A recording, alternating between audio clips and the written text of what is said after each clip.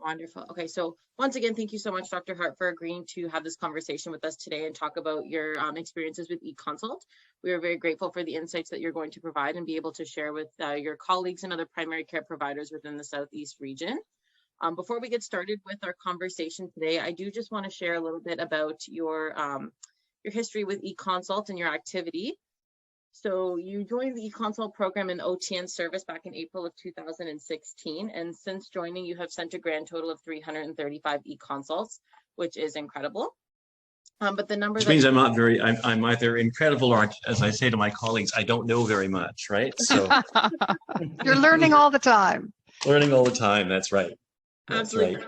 The number that truly caught our attention, though, was the fact that in the past fiscal year for 2021 to 2022, you were sending 96 eConsults, which shows great activity among the service, which also places you for the second consecutive year as a top eConsult sender within the Southeast region, but even more impressive, among the top 50 eConsult senders within Ontario.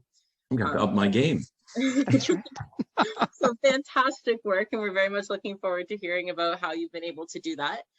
So to start off, we would love to know how you got started with eConsult and how you were introduced to the tool and service overall.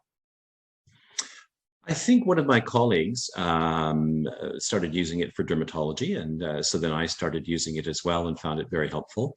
And the quality of the consults that I received was actually very good. And most times it would avoid the requirement of a consultation, particularly with a high resolution camera and a good history. You can give the dermatologist pretty well all they need. And then from there, I branched out into other services, which are quite helpful.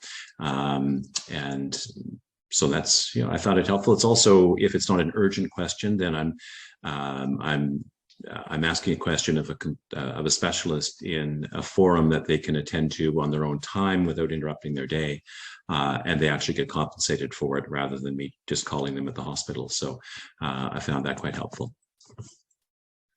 Oh, perfect. And then we'd like to know a little bit more about your workflow and the structure in which you've used to incorporate eConsult into your practice. So you've encountered a patient and you've decided that eConsult is something that you would like to utilize, or that's the best course of action. Talk to us a little bit more in detail about how you come to that decision and then the process you use to get that answer from eConsult. Well, so the service is very good, and the consultations are very helpful, but it's with a heavy heart that I do it because the workflow is terrible. So currently we have Indivicare, and eConsult is not embedded in Indivicare. So it's an entirely external program. So what I have to do is I have to log into Ontario MD. I have to open up eConsult. I have to start a consultation. I then have to put in all the demographics, which is usually cut and paste from the chart.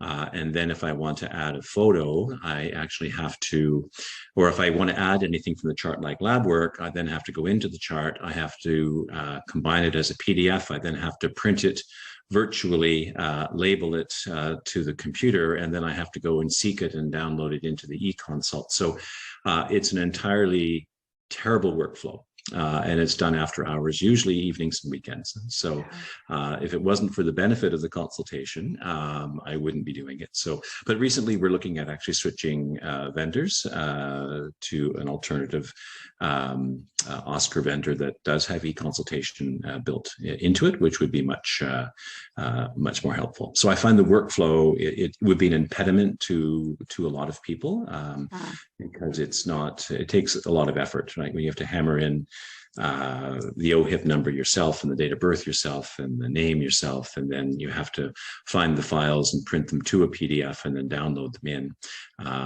Photos aren't a problem because I usually do it on my cell phone and upload it to Google Drive and then download it to the computer and then upload it to the consultation, and then I have to upload it to Oscar as well. So yeah, it would be nice to, I know that some users have their main issue with it is it's an external program and it does take time to do. But I do find I get benefit from it in terms of the consultation process that comes back. And it sounds like, well, from what you said, that's work that you're doing as opposed to having, a resource within your office that can assist with that process. Yeah, that's been the trend in medicine. I mean, 30 years ago, I had a billing clerk and a filing clerk and I did dictations. And now I do my own typing. And with hospital report manager, I have to do my own filing. And with EMR, I do my own billing. And now I do all my own eConsults. So I'm actually only seeing patients now. I've got it down to 30% of my day. My gosh. So, my goodness. anyway, yeah, so we don't have, I don't know if I could, through Ontario MD, have one of the staff log in as me and do it, but I would still have to then tell the staff which documents, by the time I told the staff which documents I want selected and then printed, I may as well just select it and print it. And so I'm not sure how much time that would save me, but certainly if it was embedded within the software, which would be the goal, then I could just open it up and it would auto-populate the demographics. And then presumably, I haven't looked at the Avros product, but presumably I can drag and drop portions of the chart into it and it would upload, right? So I know that within Avros, you have to log into Ontario MD. It's a little bit of a, you do have to log into Ontario MD from within the Avros product to have it work each time you do it. But that I don't think would be too much of a barrier. Certainly any effort to integrate it within an EMR would be very helpful. Yeah. Yeah. And I think delegating it, I know that in Kingston, they're looking at having a single nurse that would manage it all, which might be reasonable because then I could just send, add this and this and this, and here's my progress note. And they could do it and let us know when it's in. That would be helpful. Yeah, so that would be good. But ideally, if it could be integrated into the EMRs, then that would be the best solution likely. Right. Well, I can say coming to an EMR near you very shortly is exactly that feature. So yeah, you'll be hearing about it. I think the official launch is August the 15th, where that functionality will exist within the Practice Solutions EMR, where there'll be something on the toolbar where you'll be able to actually send an eConsult right from the toolbar within that EMR using the Ocean feature. So. Oh, great. Yeah. Yes. So we're with Indivicare, which is a WELL or an Oscar product, which is what Queen's is with, right? So, so we're actually looking at switching over to Avros, which is, I don't think they have many clients in this area, but they are integrated with Ocean. Indivicare isn't, and they're also integrated, I think, with eConsult. Interesting. So that was a big drive for us to look at moving. Yes. So Ocean eConsult integration is on the horizon, I would say within the next month, not only for Practice Solutions, but also for Oscar products and Acura products. Not sure about Indivicare. Right. Yeah. Good. Very good. Yeah. That would be very, very helpful. Yes, it's feedback we've definitely heard from multiple providers, not only in the Southeast, but across Ontario and all providers who are using the eConsult service. So these developments, like Danielle said, are on the horizon and coming soon. So that'll be a very exciting development, and hopefully be able to sort of revolutionize the workflow and then help providers actually embrace the product and the service a little bit more, because like you said, it is very time consuming. And it is it's not a straight linear line from point A to point B. You're taking a couple different detours to get to where you need to. Outside of the fact that it's an external program and you're logging into multiple different sites in order to complete an eConsult, are there any other barriers or facilitators that you've experienced while using the service that kind of influence how you use the program today? No, I mean, sometimes some services you get answers back a lot faster than others. So, psychiatry is quite slow a lot of the times. I know that neurology is quite good, but specific neurologists with cognitive issue, for cognitive concerns can be a while to get back to. So no, it's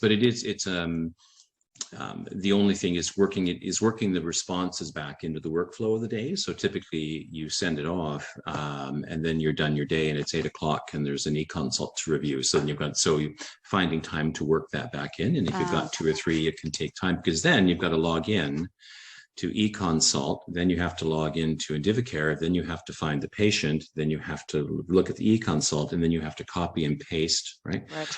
And then you have to follow through with what the specialist has suggested, and you have to call the patient, you have to send in a prescription, you have to, so it's a 10 or 15-minute process. So so it takes some time. So that's one thing I find is great. I ask these questions, and then suddenly I've got 4 to review, and finding time to work that in. So it's certainly but I guess that's no different than really doing a consultation and getting the consultation back, right? So, but it's just something to work into your workflow. So as long as you can keep on top of them, then that's helpful. That's good to know. Thank you.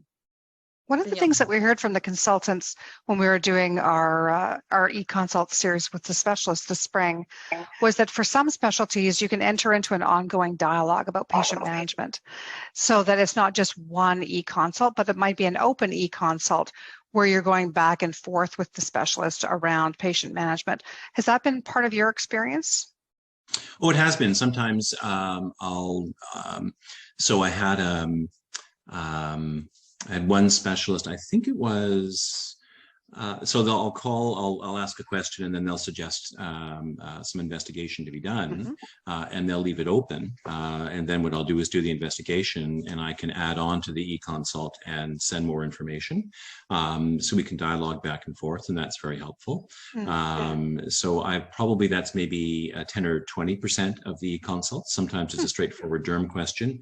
Other times, if it's more complicated, then they'll say, why don't you do this and this, and then follow up. Or if they need a referral, they'll say, why don't you do this and this investigation, and then we'd be happy to accept them in referral. Right. So we kind of rank them in our comments when we, rarely do I say not very helpful, but do the specialists have any feedback in terms of the quality of the eConsults they're getting? Yes, they do. So our specialists throughout each quarter receive a report from the Ontario eConsult Centre of Excellence, which very much in the same way I just provided some statistics to you at the beginning of our conversation, lets them know how many consults they've answered, the types in which they have answered, but as well the ratings in which the primary care providers are giving them. They're able to see the quality, and this some of our specialists have actually said this helps them tailor the responses in which they develop for future eConsults. So in talking to some other primary care providers, we found that some specialists actually attach some additional resources and learning materials to their eConsult, which kind of helps inform future cases with patients, so that way they can take the learnings from this one eConsult and perhaps not need to do one again in the future, that this primary care provider now has this additional knowledge as a tool in their back pocket to help. So they do see those ratings. Some definitely take them and make action with them a lot more effectively than others, but it is something that they do see. Okay, yeah. And do they ever give you feedback on the quality of the eConsults they get from primary care? Like, in the Southeast, we've been able to gather some of that feedback. Danielle mentioned earlier our webinar series that we did with our specialists back in the spring. And one of the questions that we made sure that we asked every single specialist that joined our series was what topics, what issues or concerns are best suited for eConsults, and what is best left to that traditional referral appointment. And that really helped primary care providers guide a sense of how to use the product, because as much as there is great value in opening that dialogue and that communication, if it's not something that's going to be of great value for them, their time can be spent more effectively getting them prepared for that referral appointment or taking another course of action. So they've provided, if you would like the link to that webinar series, we can definitely provide that for you. But they've definitely provided insight onto how best to use eConsult for the various specialties that we investigated. No, that's fine. And yeah, I do. I have a sort of an Evernote document where I put down pearls. So oftentimes if I get something, if asked one question on, hyponatremia and the workup for same, I'll copy that into there so I can go back and refer to it. So, and some specialists give, I think they have it all pre-typed, but they'll give a whole workup for here's how we deal with this. And I go, great, that's fine. I'll take that. And the next time this comes up, then I'll just refer to that and then do an eConsult only if required, right? So, so that's some of the specialists really go over and above in order to not only give an answer but to educate, and that really helps because then it can that can limit the need for further eConsults or even referrals in the future. Mm-hmm. Have you also found eConsult has been a useful tool to prepare your patients if they need to be seen by the specialist, so that, you know, in getting ready for that visit that they might have waited 6 months to a year for, that when they're actually, you know, in the office, it's a useful visit because they've had the appropriate workup? Yeah, I must say I'm fairly good at doing workups, but if the specialist does suggest something, then that's very helpful. Where it's helpful is if someone's concerned about a medical issue and it's going to be 6 months before they're seen, if I can do an e-consult and say, well, I've reviewed this with the specialist. Right. Here's what they're thinking. They think that if we do this and this and this, that will help. And now they feel they've had a consultation with a specialist without actually having, you know, it sort of defers the anxiety with the 6 to 12 month wait, right? So, interesting. Yeah. Yeah, so you've noted that you bring up the eConsult in your discussion with the patient. How do you describe an eConsult to your patients in the process that's going to unfold? Well, I just state that there's a service that I can contact a specialist with a fairly short turnaround time in the province, and I will outline, here's what I think is going on. I'm going to outline that to the specialist. I'm going to provide them with the information, investigations we've done, and I should hear back in the next few days, and then I'll call them and review the consultation with them. So I just state it's like a referral, but it's one that I do and interact with the specialist, and then I get back to them. And they're usually quite satisfied with that. So, particularly dermatology, I come in with a camera and take a photo, and they're quite happy with that. Right. Wonderful. And then it's probably a very similar response, but how would you describe eConsult to another provider? And do you have any pearls of wisdom, advice, or recommendations to someone who is just starting out using the service, and how they can incorporate that into their practice? I would think just try it, just try it. Like with everything, it's just getting started and changing your routine. But if you pick one service that, particularly dermatology, which is very hard to get into, and just do a few consultations, you'll probably be hooked, right? So I think for a lot of people, we're all very, very busy. So I think integrating it into EMRs will be a big deal in terms of helping to grease the wheels. But for me, it was just getting in and doing it, and coming up with being able to get a consultation in at that point for derm it was a day, in something that would take a year and a half. Yeah. And it sounds like, from a process perspective, just going back to the comment you mentioned earlier, it's something that you do at the end of the day. So at the end of your busy clinic day, then you're getting online and you're following up with the paperwork. Starts at 7. Yeah. So it's at the end of the day. That's right. Yeah. So I'll send a message. For Yeah, I'll send a message to myself to do that, and then at the end of the day, I'll do it, because it's not practical to bring up the Ontario MD and then do all of that in front of the patient, because then I'd be too far behind. Yeah, and David Barber, he's a great advocate for. I used to be into the EMR business and actually designed EMRs, and he's of the line, just because you can do it doesn't mean you should. In terms of even championing the OCEAN referral process, and trying to limit the number of keystrokes and things required to do simple tasks. So he's a great advocate on that behalf. So anything that makes things easier is better. Absolutely. Yeah, so we've certainly heard the pain point is coming out of your EMR, having to go onto the internet, what you have to do with all the attachment that goes into the eConsult. And as you said, then having to retrieve the eConsult from Ontario MD and put it back in your EMR. So I think having the availability of that feature through OCEAN or directly through your EMR will be a game changer moving forward. Exactly, yes. Yeah. It's really, everything should be in one spot, right? So you would hope, yes. Like OLIS is in one spot. I can bring that up from within patient chart, which is nice. Yeah.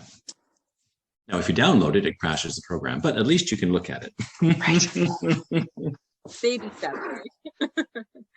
So that's all the questions. It's a great service. I hope it